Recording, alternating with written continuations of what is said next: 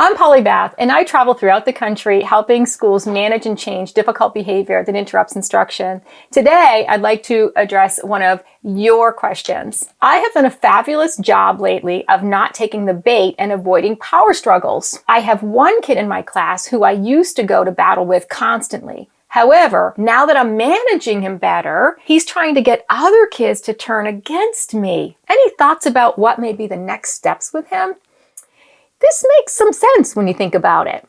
If I've got that child who's been challenging and we cultivate a pretty good relationship and I'm not taking the bait anymore and we're not getting into power struggles, the perception from the child's point of view may be that, oh my gosh, am I complying to this teacher? Am I doing that in front of my friends? And if that's what the child sees then or hears in his own perceptual way, it's going to want to break that. Because he wants to make sure that he's not, complying to what you want to do and not looking cool in front of his friends. So here's a couple ways to deal with it. I want to make sure that I continue to not take the power struggle.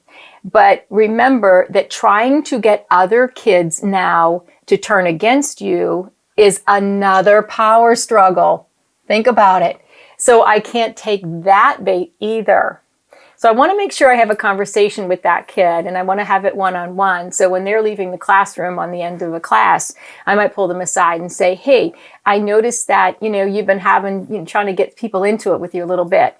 I just want you to know that it is disruptive. I know you can do better with that. And, let me know if you need some help. So really let that kid know that, hey, I'm noticing it, but I'm not going to get into a power struggle with you. And I'm here if you need me.